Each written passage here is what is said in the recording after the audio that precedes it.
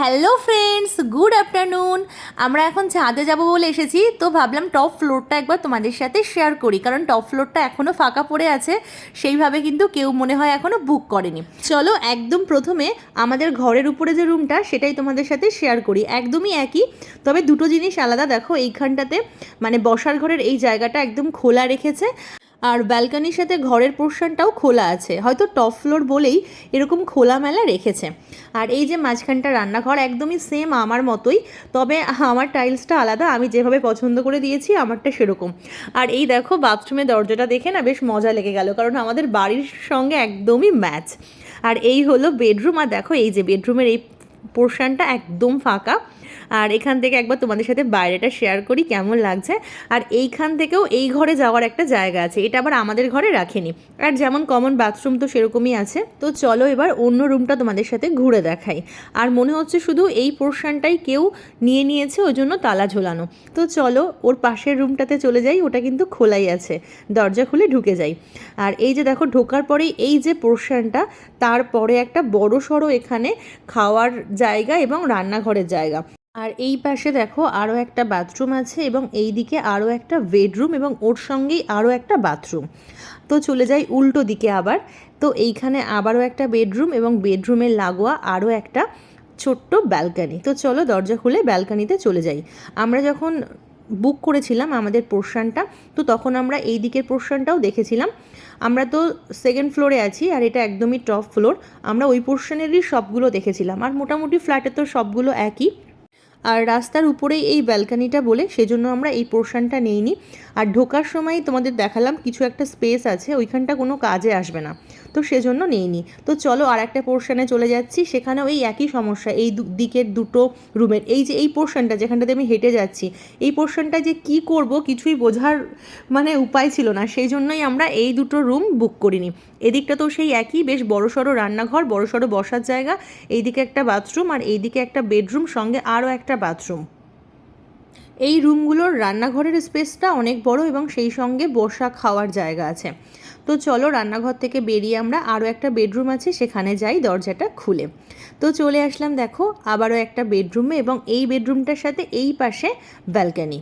তো দেখো এই রুমগুলো পছন্দ করিনি, তার কারণটা হচ্ছে এই যে স্পেসটা যেখানটা দিয়ে এই যে আমি এখন বেরোবো ওই দরজা দিয়ে, ওই স্পেসটা না কোনো কাজে আসবে না, না ঠাকুর রাখতে পারবো, কারণ ওইখানটাতে আমাদের সবার ঢোকা বেরোনোর পথ, ওখানটাতে কোনো কাজেই আসবে না, না ওখানটাতে বসে গল্প করা যাবে, না ঠাকুর রাখা যাবে, জুতো ছাড়া ওখানে কিচ্ছু রাখা যাবে না।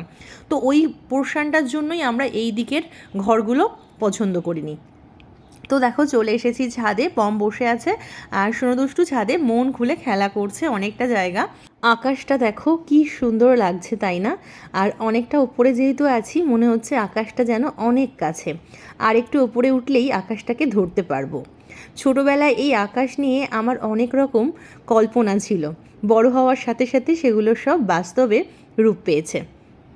কিছুক্ষণ বাদে বাদে একটা একটা করে প্লেন যাচ্ছে, ওই দেখো একটা যাচ্ছে মেঘের মধ্যে দিয়ে। সোনদুষ্টু বেশ উপভোগ করছে। যদিও আমার বাচ্চারা আকাশ নিয়ে খুব একটা আমার মতো বোকা বোকা প্রশ্ন করে না। দেখো এই দিকটাতে বৃষ্টি হচ্ছে, এই দিকটাতে রোদ্দুর।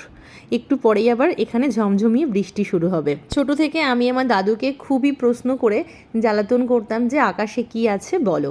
এই দেখো বলতে বলতে বৃষ্টি শুরু হয়ে গেছে। তো তোমাদের যদি কারো পছন্দ হয় আমাদের এই ফ্ল্যাটের বাকি অংশগুলো, তো তোমরা চলে এসে কথা বলতে পারো। তোমাদের সঙ্গে কিন্তু শেয়ার করে নিলাম বাকি ঘরগুলো যেগুলো এখনও ফাঁকা পড়ে আছে।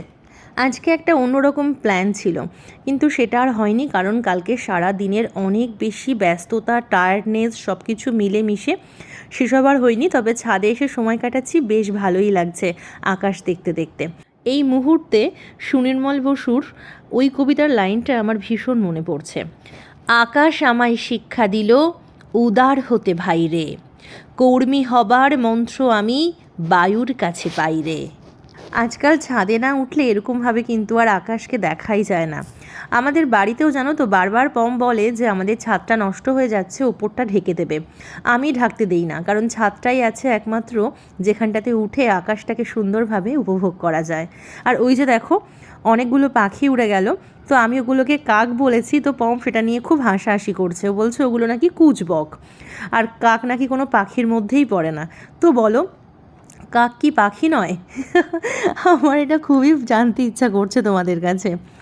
তো দেখো বেশ অনেকক্ষণ সময় আমরা কাটালাম, আর ওপর থেকে চারপাশের ভিউটা তোমাদের সাথে শেয়ার করছি। কি সুন্দর লাগছে দেখো। বৃষ্টির পরে না কি সুন্দর রামধনু উঠেছিল, তো সেগুলো আর ক্যামেরাবন্দি করা হয়নি, কারণ সব কিছু তো আর ক্যামেরায় ধরা পড়ে না, না যেগুলো আমাদের চোখে পড়ে ক্যামেরায় কিন্তু সেইভাবে সব কিছু ধরা যায় না। দুষ্টু একদমই আর থাকতে চাইছিল না। ও কোথাও যাওয়ার জন্য যেমন তাড়া দেয়, তো সেখান থেকে ফেরার জন্যও আবার তাড়া দিতে থাকে। ছাদে যাওয়ার জন্য যেমন ব্যস্ত হয়েছিল, আবার ছাদ থেকে নিচে নামার জন্যও তেমন ব্যস্ত। কিন্তু এখন সন্ধে সন্ধে হচ্ছে, তো আমাদের একদম নিচে আসতে ইচ্ছে হচ্ছিল না। খুব ভাল লাগছিল, চারিদিকে লাইটগুলো জ্বলছিল, আর এত সুন্দর একটা চাঁদ উঠেছিল না, কি বলবো। এরপরে মন না চাইলেও চলে আসলাম নিচে। আর দেখো এখন একটা কাঁঠাল ছাড়িয়ে নিচ্ছি। এই কাঁঠালটা আমি বসিরহাট থেকে নিয়ে গেছি ক্যান্টনমেন্টে পুজো দেবো বলে, কিন্তু শেষমেশ সেটাকে আর ভাঙাই হয়নি। তো চলো আজকের মতো এই অবধি থাক, আসি। তোমরা ভালো থেকো, সুস্থ থেকো, টাটা।